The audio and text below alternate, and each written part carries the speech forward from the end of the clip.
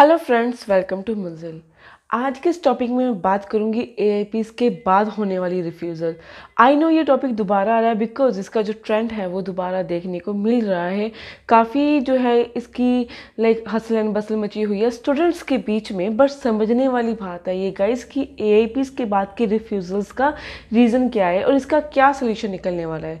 सो आज की वीडियो में आपसे बताऊंगी कि जो बच्चों को रिफ्यूज़ल आई है एआईपी के बाद की वो कौन कौन से स्टूडेंट्स थे और इनका क्या सोल्यूशन है। सबसे पहले जो एआईपी के बाद की रिफ्यूज़ल है वो सिर्फ 3 कैटेगरी के स्टूडेंट्स को आई है। सबसे पहले वो जिन्होंने कॉलेज चेंज किया था अपनी, जब उनकी एआईपी आ चुकी थी उसके बाद उन्होंने कॉलेज चेंज कर लिया, अपना डेफर कर लिया। दूसरे बच्चे वो जिन्होंने अपना कोर्स चेंज किया था वो भी एआईपी आने के बाद। और तीसरे बच्चे वो जिनके जो डॉक्यूमेंट्स थे वो इनअप्रोप्रिएट थे। इनअप्रोप्रिएट की कोई उन्होंने इन्फॉर्मेशन हाइड की होगी या डिस्क्लोज़ किया होगा या उनके रिफ्यूज़ल के कारण थे या फिर उसके बाद मैं कहूँ या फिर डिपोर्टेड थे।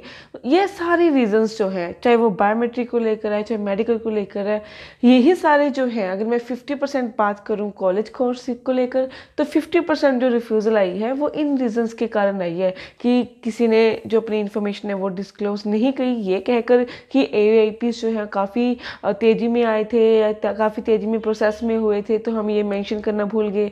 चाहे आप भूल गए हो या फिर आप जानबूझकर मेंशन नहीं कर रहे हो, वो आपका क्लोज है, वो आपका एक्सक्यूज़ नहीं है। उन्हें एम्बेसी यही निकालेगी कि आपने जानबूझकर नहीं शो किए। फिर उसके बाद ये है कि अगर आप डिपोर्टेड हो उसका रीज़न क्या है, या फिर उसका यह था कि अगर रिफ्यूज़ हो उसका रीज़न क्या है। और आपकी सबसे मेन पॉइंट ये है कि आपकी ट्रैवल हिस्ट्री में कोई ना कोई प्रॉब्लम उनको लगी होगी। तो ये सारे रीज़न थे जिनकी जो थी रिफ्यूज़ल आई थी। इसके अलावा जो बच्चे इतना शोर मचा रहे हैं कि एआईपी सिर्फ एक तरह का स्टंट था या ट्रेंड था, ठीक है, कनाडा की अपनी इकोनॉमी सेट करने के लिए, ऐसा कुछ भी नहीं है। क्योंकि जो बाकी बच्चे हैं इन रीज़न से अलावा बाकी बच्चों की जो रिफ्यूज़ल है बहुत कम रेशो में जो है वो देखने को मिली है। एंड जो एआईपी का रेट था वो काफ़ी अच्छा था, सक्सेस रेट। बट जो ये बच्चों ने शोर मचाया हुआ है कि हमारी एआईपी ने रिफ्यूज़ल आई, वो सिर्फ एक शोर ही है, इसके साथ कोई रिलेशन नहीं है। मैं रेशो की बात कर रही थी, तो अगर मैं रेशो देखूं इन बच्चों की रिफ्यूज़ल बहुत ज़्यादा है जिनके ये सारे क्लोज थे, बट इसके अलावा जो रेशो है वो बहुत कम है। अब इसका कहते हैं कि इसका सल्यूशन क्या है। इनफैक्ट अगर हम एग्जांपल लेते हैं कि किसी की रिफ्यूज़ल आ भी चुकी है, चाहे कोई भी रीज़न रहा हो, चाहे इनमें से कोई रहा हो या इसके अलावा कोई रीज़न रहा हो, तो इसका अब सल्यूशन क्या है। इसका सिर्फ एक मेन रीज़न या एक मेन सल्यूशन यही है कि you have to ask for your caps note. Caps note यहाँ पे वो होते हैं जब आपकी रिफ्यूज़ल आ जाती है तो आप एम्बेसी को रिक्वेस्ट डालते हैं कि हमें स्टेटमेंट ऑफ पेपर निकाल के दें कि हमारी जो रिफ्यूज़ल है वो किसकी वजह से आई है। वैसे तो ये एजेंट्स का काम होता है आपको प्रोवाइड करना, बट एक बार रिफ्यूज़ल होने के बाद एक बार आपको रिफ्यूज़ल थमा देते हैं, वो पेपर ऑफ होल्डिंग होती है, तो एजेंट्स नहीं इतने दिमाग लगाते कि चलो ठीक है नहीं देना या देना है। वो बच्चे के ऊपर उसके इंटरेस्ट और उसकी डिमांड पे होता है।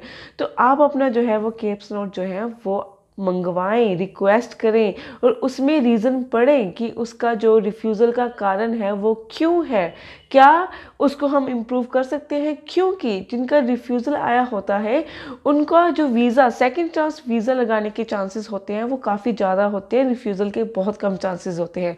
क्वाइट फनी यहाँ पे क्यों, क्योंकि जिनका एक बार रिफ्यूज़ल आया है वो तो यही सोचेगा कि हमारा रिफ्यूज़ल आ चुका है तो दूसरी बार हमारे वीज़ा के सक्सेस रेट कैसे हो सकते हैं। वो इसलिए हो सकते हैं क्योंकि एक बार जो है आपकी रिफ्यूज़ल जब होती है तो ऑब्वियसली किसी न किसी एम्बेसी या किसी न किसी प्रोसेसिंग के थ्रू होती है, एनालाइज होती है। तो जब आप केप्स नोट निकलवाते हो तो उस केप्स नोट में जो आपको रीज़न होता है सिर्फ आपने उस पर्टिकुलर रीज़न पर काम करना होता है क्योंकि आपकी ऑलरेडी फाइल तैयार होती है। एंड अगर आप वो केप्स नोट की भी जो आपकी लैकनेस है, पॉइंट है, वो भी आप कवर अप कर लेते हो तो आपकी फाइल बड़ी ईजिली लग जाती है। एंड इसके अलावा जो मेन पॉइंट ये है कि अगर आपने केप्स नोट निकलवाए एंड आपने पूरे असेस किए, अपने केप्स नोट के अकॉर्डिंग अपनी फाइल पूरी असेस की, एंड उसके बाद अगर आपको लगता है कि मेरी फाइल जो थी वो बिल्कुल ठीक थी बट रिफ्यूज़ल मेरा नो रीज़न आया, विदाउट एनी रीज़न जो है वो रिफ्यूज़ल आ गया, मैं जो ये डिज़र्व नहीं करता था, तो मैं आपको बड़े साफ क्लियर वर्ड्स में ये कहना चाहती हूँ, अपनी फ़ाइल जो है वो दोबारा असेसमेंट में डालें, रिक्वेस्ट करें एम्बेसी से। इसे कहते हैं, अभी ये ऐसा नहीं है कि मैं आपको खुद की तरफ से कहती हूँ, इसे कहते हैं रीलॉजमेंट ऑफ फाइल। आप अपनी जो फाइल है वो रीलॉज करवा सकते हैं, ये कहकर कि हमारी जो सेटिस्फेक्शन नहीं हुई है, जो रिफ्यूज़ल दी है, हमारी जो दोबारा फाइल है उसको दोबारा आप जो है देखिए, क्योंकि हमारा एकेडमिक स्कोर बिल्कुल ठीक था। एंड इसको वायरल मत कीजिए कि हमारी एआईपीज़ के पास सिर्फ रिफ्यूज़ल्स आ रहे हैं, ऐसा कुछ भी नहीं है। ये सिर्फ वायरल और शोर ज़्यादा है, इसके पीछे के जो फैक्ट्स एंड जो पॉइंट्स हैं वो बिल्कुल ही बेकार हैं, ऐसी कोई बात नहीं है। जो है मैंने आपको क्लियर कट बता दिया है कि किन किन टाइप्स के बच्चों के लिए ये रिफ्यूज़ल है। Not all procedure, only few जो मैंने आपको बताया। एंड अगर आपको लगता है आपका एकेडमिक स्कोर भी अच्छा था और आपकी जो रिफ्यूज़ल है वो आपको सेटिस्फाई नहीं कर रही हो, तो आप अपनी फाइल जो है वो रीलॉन्च करवा सकते हैं। ये पूरा ऑप्शन एंड हक आपको मिलता है। आई होप आपको ये जो वीडियो था अच्छा लगा होगा, एंड इसी तरह की वीडियो के लिए इस चैनल को सब्सक्राइब करके रखें। Thank you.